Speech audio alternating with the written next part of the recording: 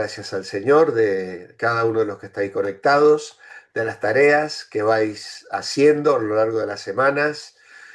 Algunos esta semana me han escrito agradeciendo mucho los temas que les está haciendo muchísimo bien en su vida espiritual, y obviamente que eso a mí me alegra muchísimo, ¿no?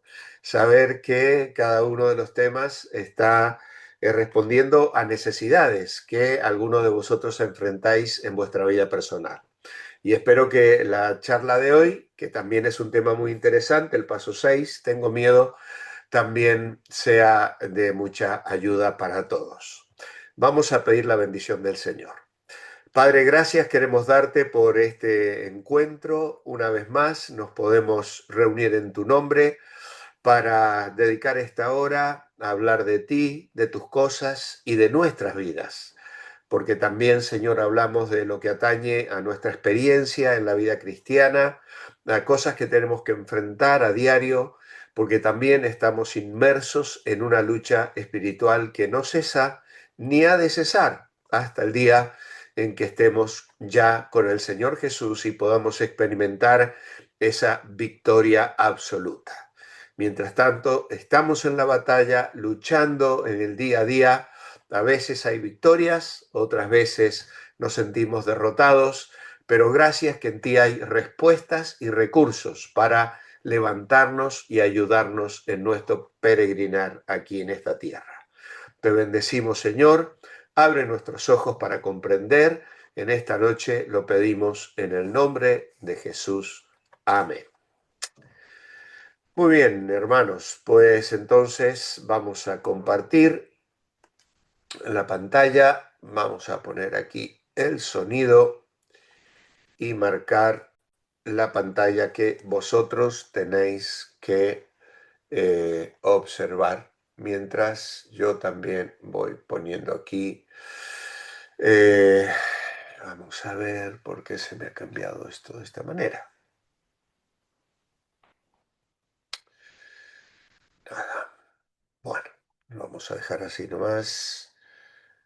A ver si lo puedo cerrar un poquito. Ah, acá lo tengo.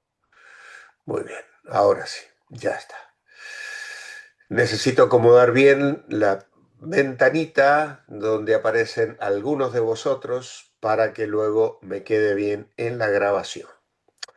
Muy bien, pues el paso 6 va a tratar el tema de la mentira. Tengo miedo.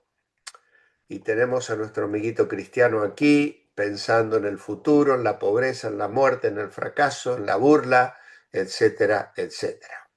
Y justamente es lo que el texto nos va a proponer en nuestro manual en el primer apartado, ¿no? Dice: la gente de nuestro mundo tiene miedo. Marque los siguientes conceptos que le están causando temor. Y aquí tenemos una larga lista: el temor de ser rechazado, que tal vez está innato en nosotros, a nadie le gusta recibir rechazo de parte de nadie; el temor a la muerte, el temor al futuro. Bueno, el temor a la muerte realmente también es muy real en la vida de muchas personas.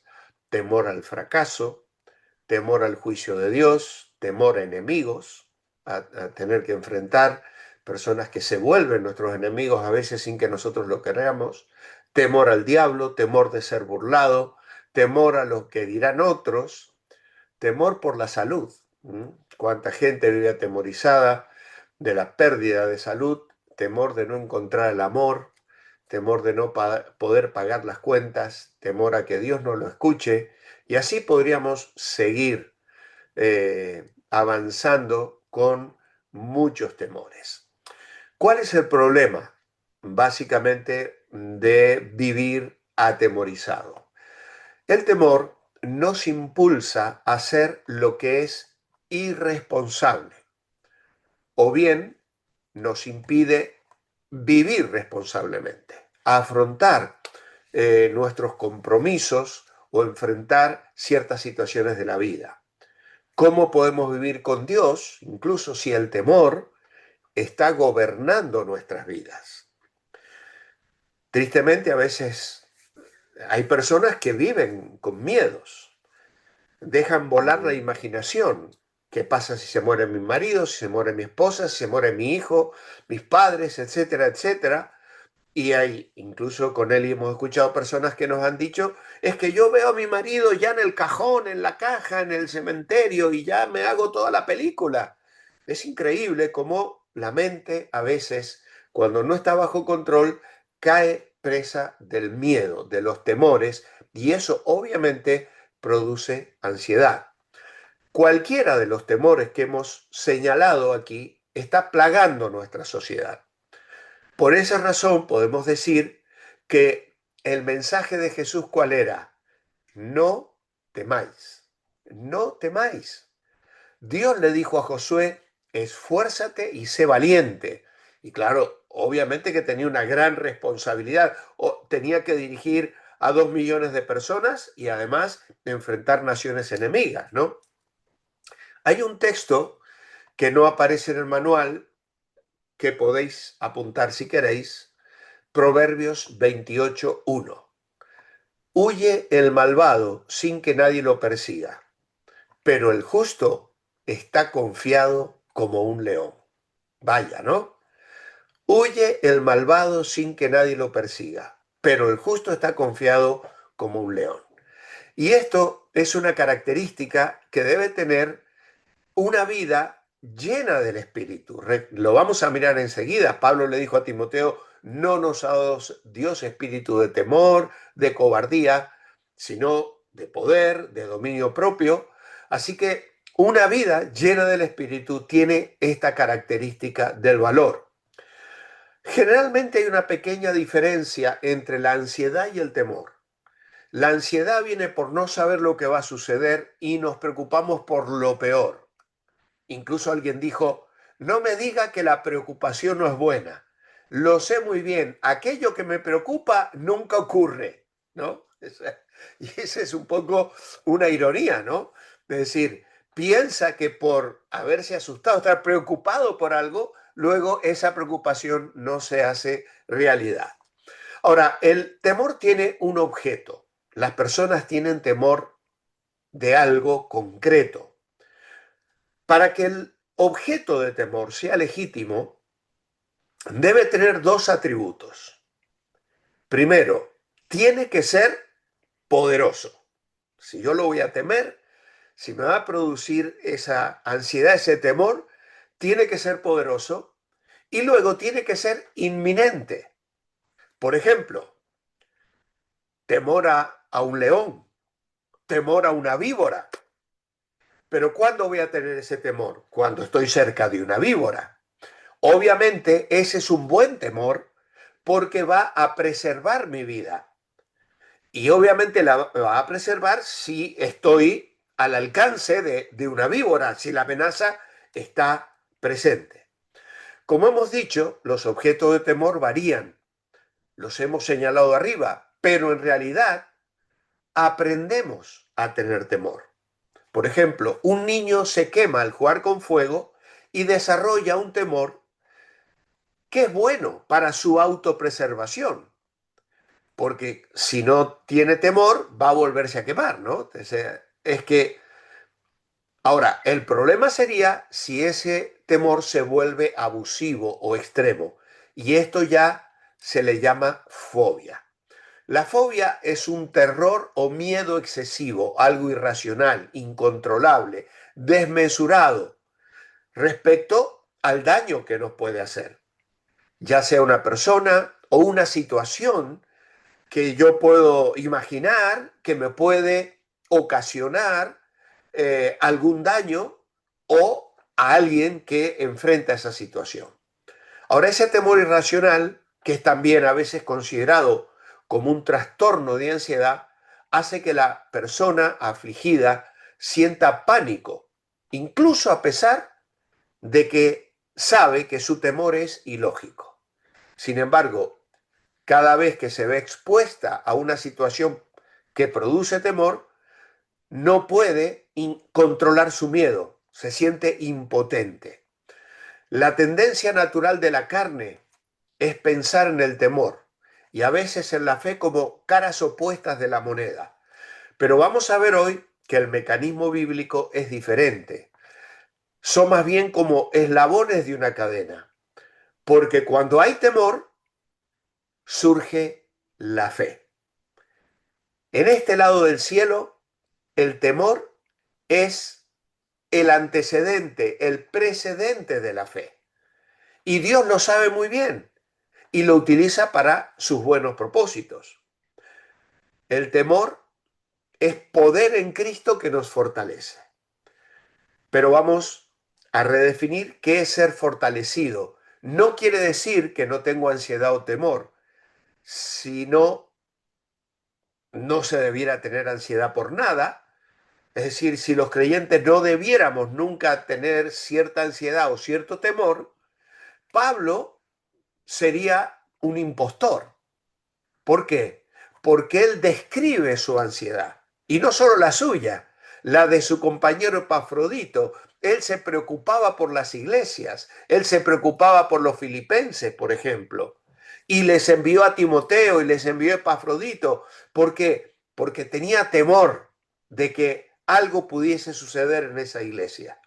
Entonces, a veces el temor, la ansiedad, es producida en nosotros porque Dios lo permite con una buena razón. Así que vamos a intentar entonces desentrañar un poquito este tema para que podamos encontrar descanso en las promesas eternas, para que podamos caminar en la gracia de Dios y para que podamos afirmar nuestra fe en la palabra de Dios. Así que con esta breve introducción, entonces continuamos con nuestro manual. Dios, el refugio del justo, nos lleva al Salmo 11. El Salmo 11 dice: en el Señor he confiado. ¿Cómo decís a mi alma que escape al monte cual ave? Porque los malos preparan el arco y disponen la flecha sobre la cuerda para atacar desde las sombras a los justos. Así que David en este salmo habla de un momento de terror, cuando sus enemigos tenían sus flechas puestas en el arco para disparar. Y entonces sus amigos le aconsejaron: huye al monte, cual ave. David, como sabemos, se vio forzado a huir para salvar su vida en varias ocasiones. Ser el rey ungido de Dios no lo hizo inmune a la injusticia y al odio de otros. Este salmo pudo haber sido escrito cuando David estaba siendo perseguido por el rey Saúl, historia que vais a encontrar en 1 de Samuel, capítulos 18 al 31, o durante los días de la rebelión de Absalón, su propio hijo, cuya historia está en el segundo libro de Samuel, capítulo 15 al 18.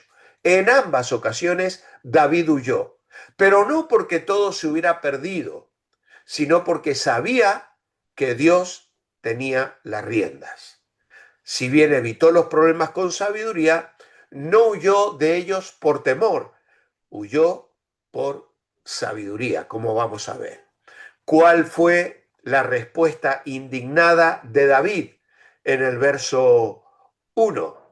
Pues esa respuesta está allí, que él confiaba en la protección del Señor. ¿Cómo decís que escape al monte cual ave porque hay una amenaza, porque los malos ya están preparando sus flechas para disparar contra mí? Él confiaba en la protección del Señor. Y David no podía imaginar salir huyendo cuando estaba confiando en Dios como su refugio.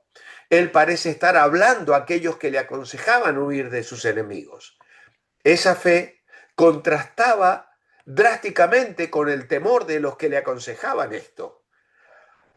La fe en Dios nos impide perder la esperanza y nos ayuda a resistir ese miedo que pretende controlar todas las cosas. Los consejeros de David tenían miedo debido a que solo veían circunstancias aterradoras y fundamentos que se desmoronaban. David estaba seguro y optimista porque sabía que Dios era más grande que cualquier cosa que sus enemigos pudieran hacer en su contra. Y entonces él pregunta, ¿qué hará el justo cuando parece que todo a su alrededor se está derrumbando?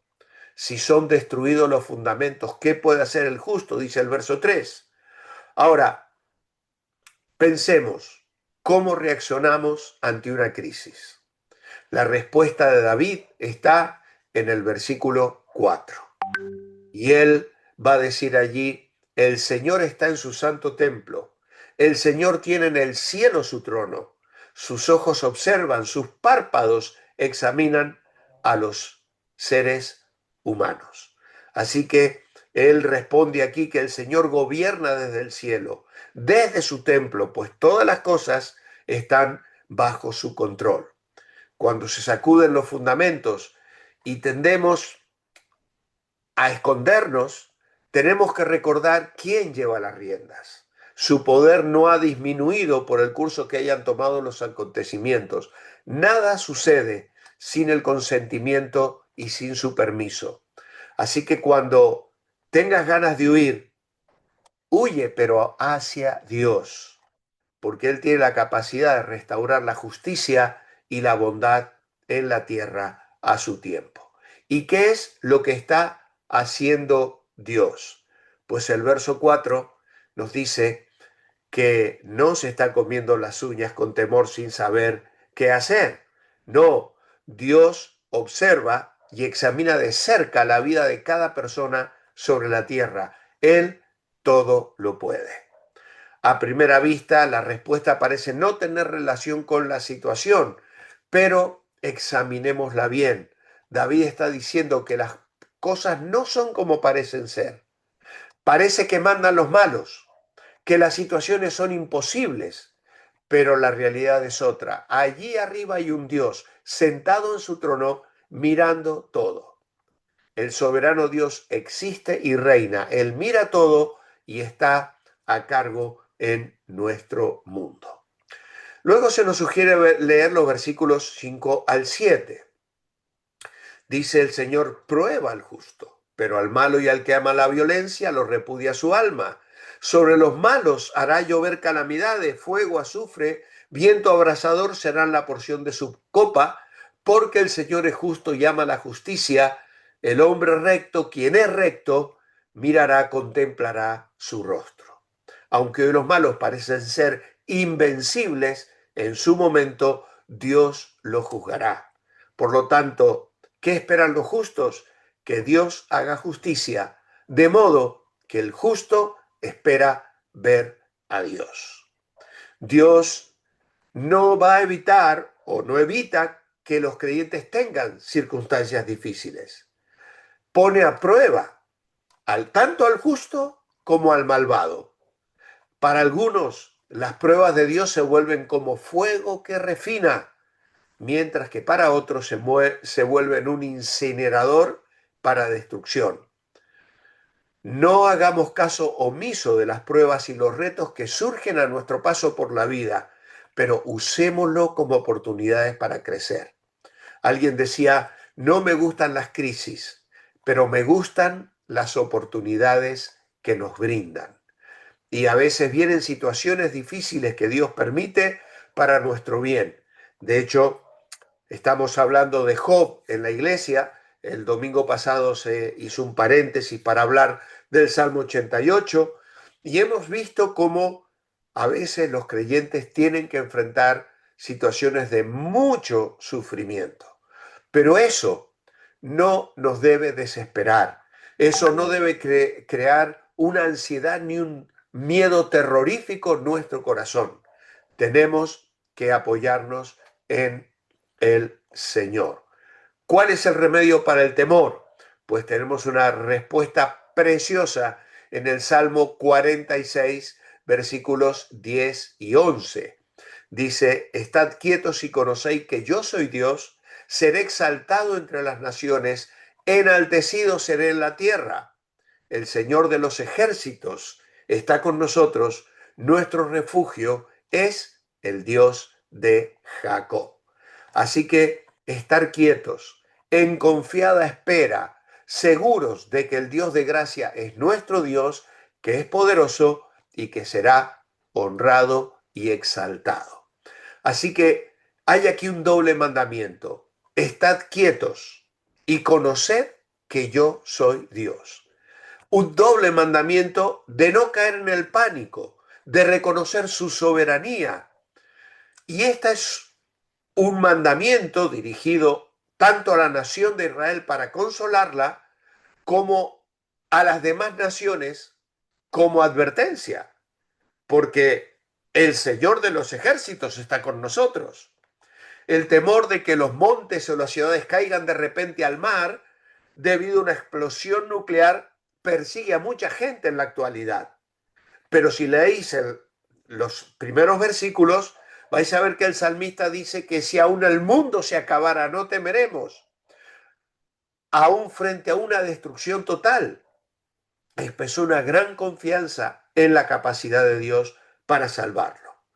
Parece imposible enfrentarse al fin del mundo sin temor, pero la Biblia es clara: Dios es nuestro refugio, aún frente a la destrucción total.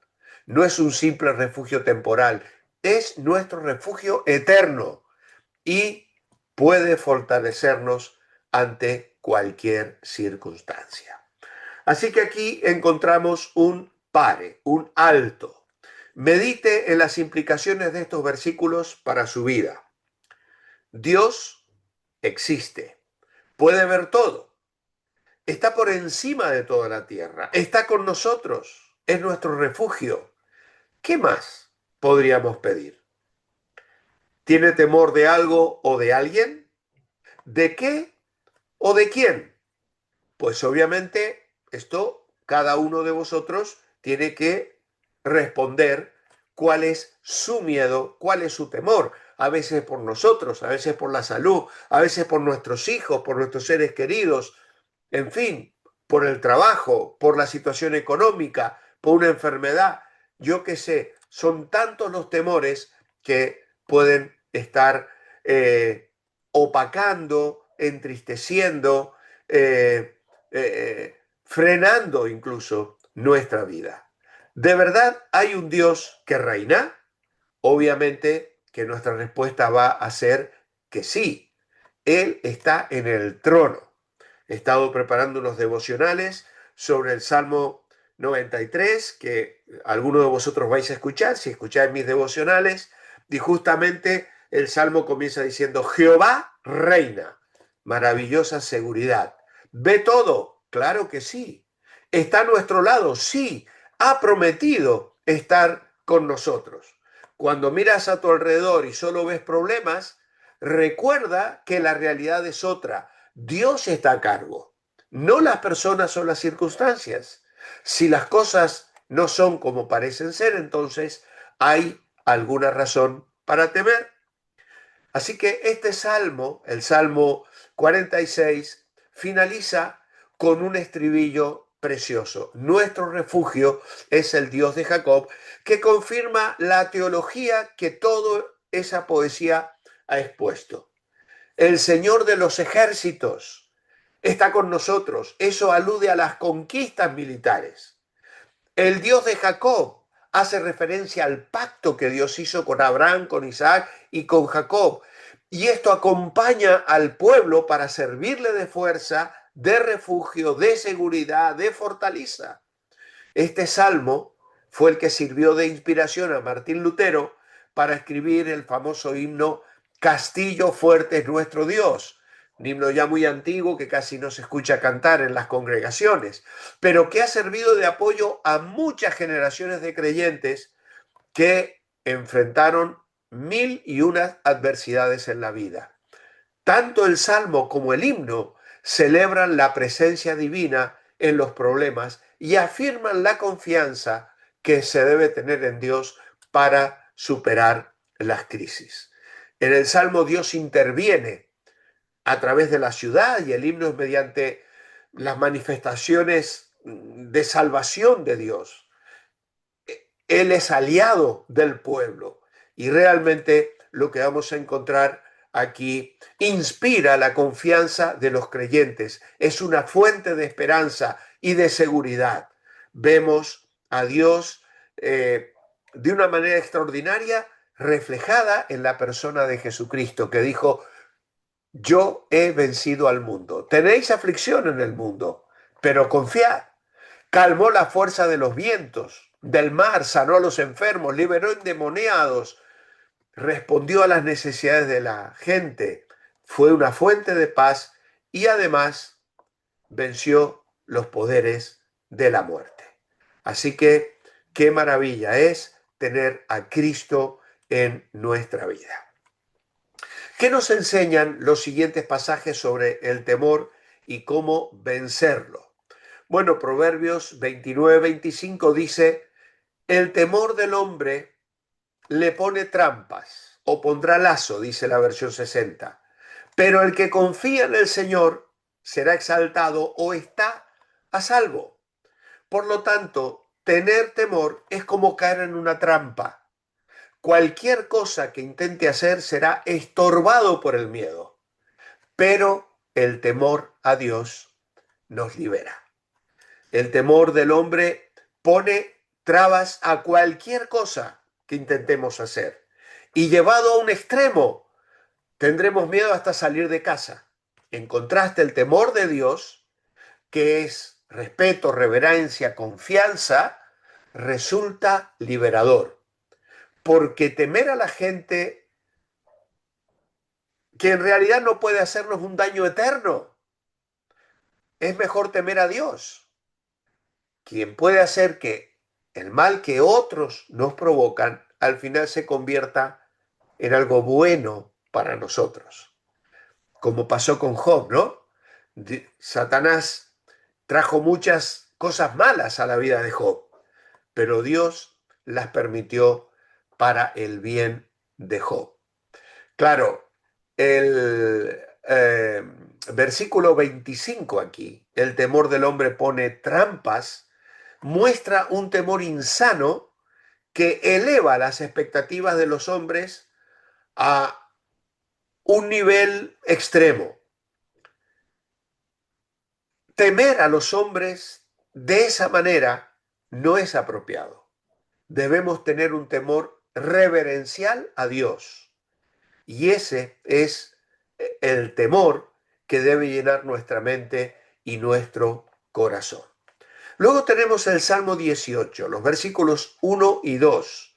Este salmo dice: te amo, Señor, fortaleza mía, Señor, roca mía y castillo mío, mi libertador, Dios mío, fortaleza mía, en Él confiaré, mi escudo y la fuerza de mi salvación, mi alto refugio. Así que este salmo nos dice que Dios es una fortaleza, una roca inamovible, un escudo que se interpone entre nuestros enemigos y nosotros, y un cuerno de salvación, llega a decir, ¿eh? La fuerza de mi salvación, mi alto refugio. Aquí se multiplican metáforas militares. Tanto para la defensa como para el ataque, el Señor era todo lo que David necesitaba en las duras batallas de la vida. Cuando dice hace fuerza de mi salvación o el cuerno de mi salvación, es un símbolo de poder, un símbolo de poder.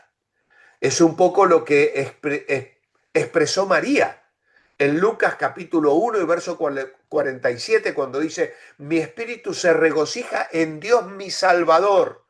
Es básicamente la misma idea, el cuerno de mi salvación. María, cuando recibe la noticia de que va a quedar embarazada, siendo prácticamente una adolescente todavía que no se había casado, adora y alaba al Señor, sabiendo que Dios estaba cumpliendo en ella. Ella se podría haber dejado cautivar por muchos temores. Obviamente que sí, temor a su familia, a sus padres, al propio José, porque iba a ser juzgada por un embarazo inexplicable. Pero ella encontró en Dios el cuerno de su salvación.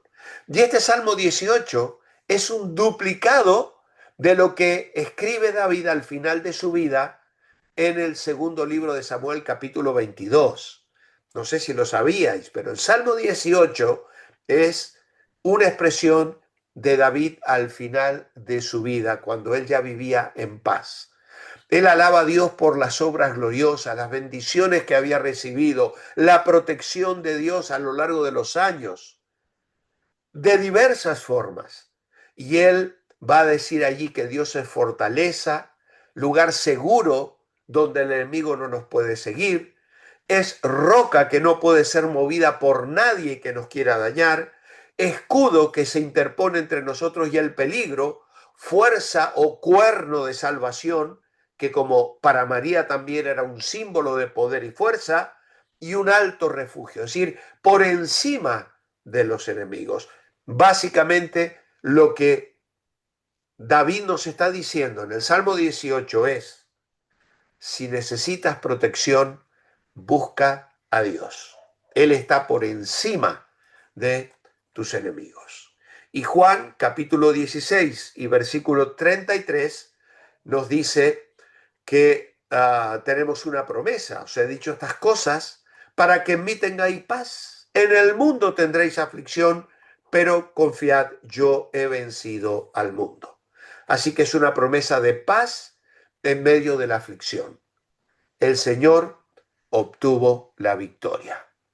Y esa noche Jesús resumió todo lo que les había dicho, enlazando muchos temas en el capítulo 14, 15, 16, y con estas palabras les dice a los discípulos que tengan ánimo, que cobren ánimo, a pesar de las luchas inevitables que iban a enfrentar.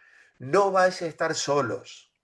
Jesús tampoco nos abandona en nuestras luchas.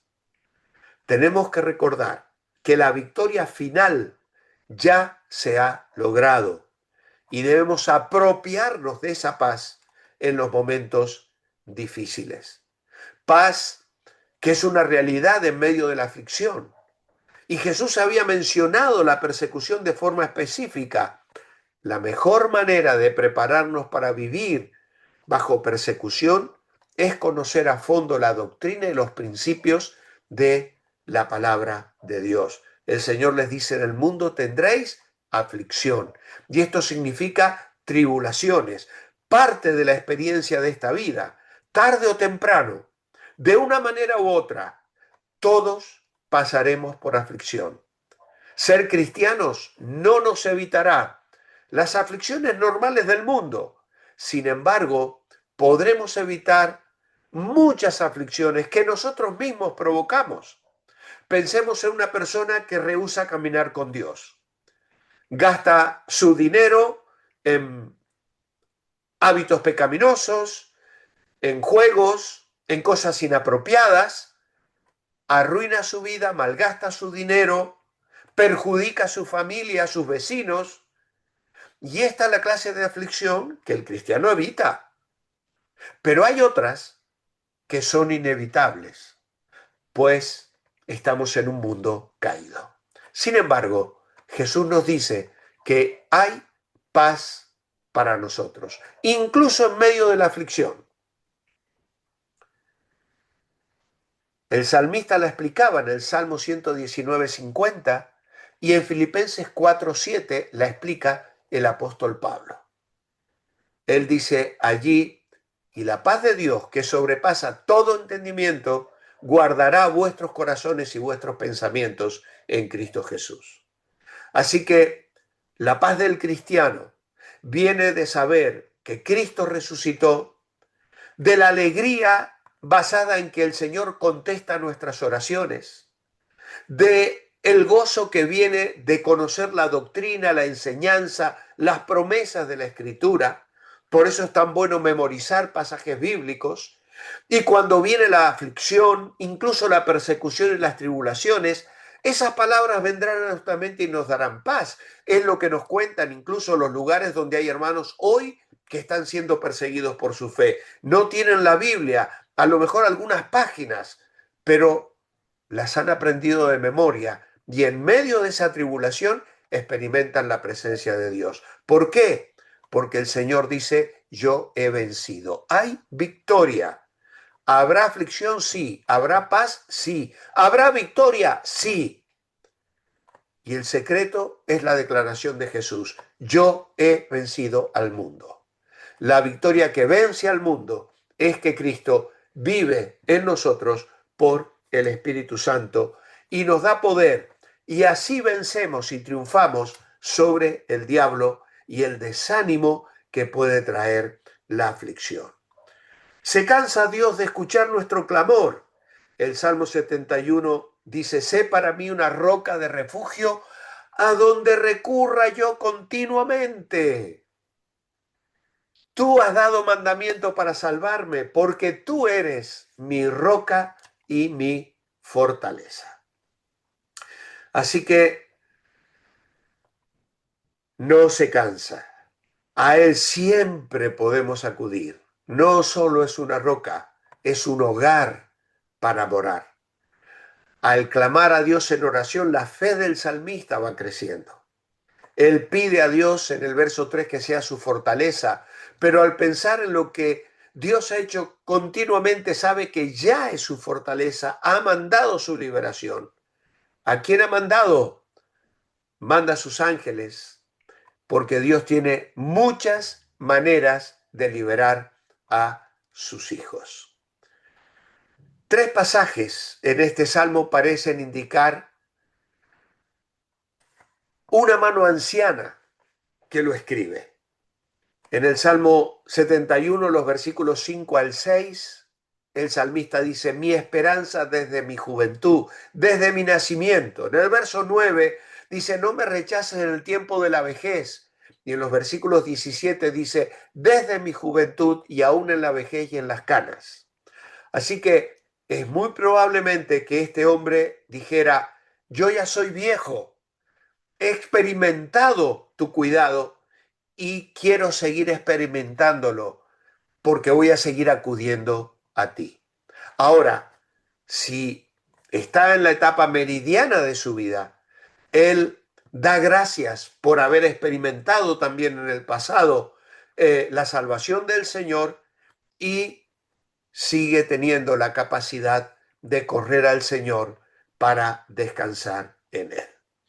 Se nos da acá una tarea interesante. Lea el Salmo 34 y subraye las palabras o frases que más le ayudan a vencer sus temores. También tome tiempo para meditar en ellas. Y aquí tenéis entonces una tarea interesante para hacer. Subraye las palabras o frases que más te ayudan a vencer tus temores. Es una tarea muy interesante. Dios en este Salmo 34 promete muchas cosas, grandes bendiciones a su pueblo, pero muchas de ellas requieren nuestra participación. Por ejemplo, el verso 4 dice, busqué al Señor y Él me oyó y me libró de todos mis temores. Esto significa que nos librará del temor. El verso 6 dice, nos libró de todas las angustias. Luego también que nos defenderá. En el verso 7, el ángel del Señor acampa alrededor de los que le temen y los defiende. Que nos mostrará que Él es bueno, dice el verso 8, gustad y ve que es bueno el Señor, dichoso aquel que confía en Él. El verso 9, nada falta a los que le temen, esto significa que va a suplir nuestras necesidades. En el verso 15, que Él escucha nuestro clamor, los ojos del Señor están sobre los justos y atentos sus oídos al clamor de ellos. En el verso 22, dice que el Señor redime el alma de sus siervos, no serán condenados cuantos en Él confían. Claro, aquí en el Salmo tenemos solo algunos versículos del 4 al 17, pero podéis leer el resto del Salmo donde vais a encontrar muchas cosas. Clamamos a Él, confiamos en Él, le tememos, cuidamos nuestra lengua y no engañamos, nos apartamos del mal, hacemos lo bueno y buscamos la paz. El verso 13 y 14 dice, guarda tu lengua del mal, tus labios de hablar engaño.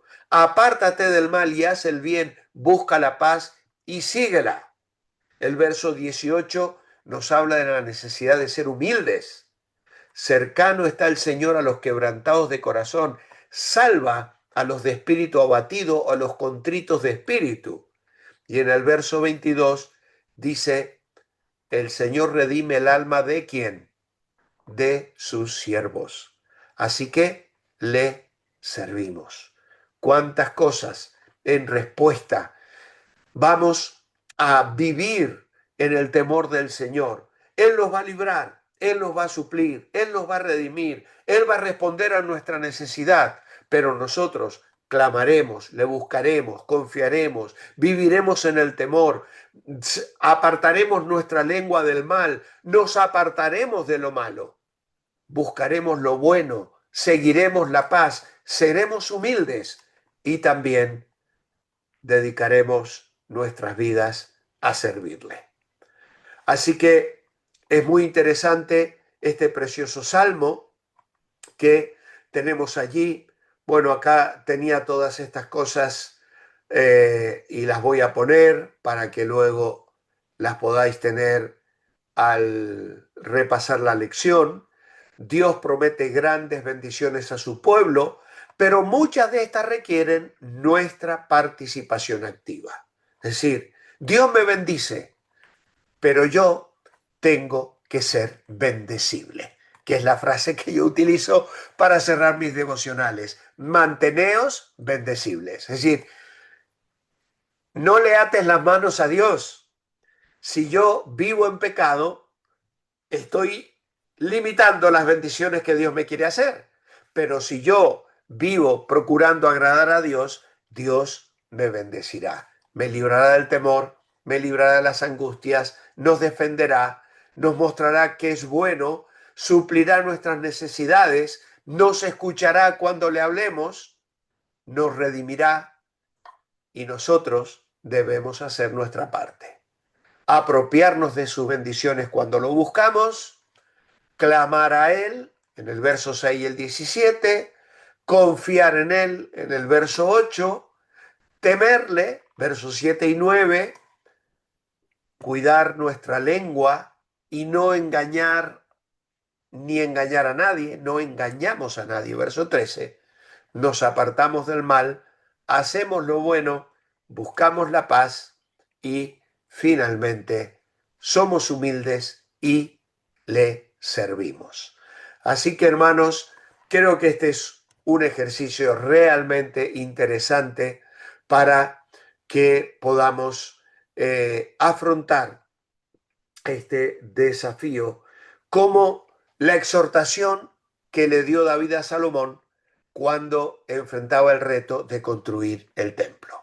Anímate, esfuérzate, manos a la obra, no temas ni desmayes, porque Jehová mi Dios estará contigo. No te dejará ni te desamparará hasta que acabes toda la obra para el servicio de la casa del Señor.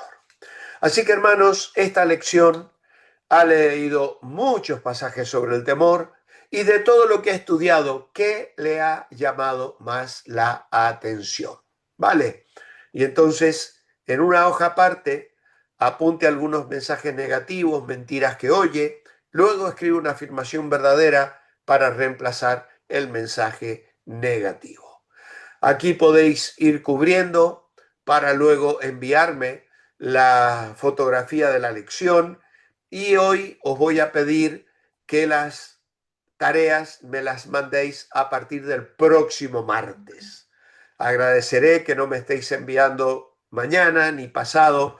Como sabéis, mañana me espera una cirugía. Voy a estar ingresado por lo menos 2 días y a lo mejor 3, no lo sé exactamente, pero espero poder reincorporarme al ministerio a partir ya del martes como mucho, así que a partir de ese día agradeceré que entonces comencéis a enviarme las tareas. Los falsos y verdaderos del comienzo de la lección. Tenemos temor al sentir que Dios está muy lejos. Pues esta es para discutirla, ¿no? Porque claro, casi que yo veo a Job en esta frase, ¿no? Job clamaba porque no sentía la presencia de Dios, quería hablar con él, quería presentar su caso, ¿no? Entonces, claro, si mis sentimientos me están engañando, porque Dios ha prometido estar siempre conmigo, ¿no? Entonces yo he puesto verdadero o falso allí, pero en realidad, obviamente tenemos temor si siento que el Señor está lejos. Obviamente que debo tener temor. Y si yo he pecado, básicamente, que a veces muchos creyentes comienzan a experimentar temor porque sienten que le han fallado al Señor, obviamente es un temor justificado, ¿no? Porque es lo que acabamos de ver en el Salmo 34. Si yo quiero que Dios me bendiga, yo también tengo que responder en obediencia, en testimonio, en una vida de santidad. A veces la realidad es otra que la que parece ser a primera vista. Claro que sí. Esto hemos afirmado ya, que a veces nuestros temores son infundados o pueden ser fundados, pero estamos dejando de ver a un Dios más grande y más poderoso que puede hacer maravillas. Temer a Dios es lo mismo que tener miedo de Él. No, no se trata de tener miedo. Es un temor reverencial, es un temor de dignidad, de honra, de majestad. Él es Dios, Él es Rey, Él es el Todopoderoso, y entonces tengo un temor, pero no un miedo, como podemos entender esta palabra. Así que aquí tenéis una pequeña tarea para meditar y dar una respuesta a alguna situación que cada uno pueda estar enfrentando. Y luego también una recomendación en cuanto a Dios, cómo nos mira, hay que tenerle miedo. Pues Romanos 5.1 nos da una hermosa respuesta que tenéis que buscar y rellenar ese pequeño blanco allí. Así que con esto entonces estamos concluyendo el tema de hoy y quedamos emplazados, Dios mediante, para el viernes nuevamente, porque volvemos ya después de estas 2 semanas en jueves al día viernes, para continuar nuestras clases habituales de los viernes a las 9 de la noche en España. Muchas gracias, hermanos, por vuestras oraciones, vuestro cariño. Que el Señor os bendiga y que tengáis una buena tarde.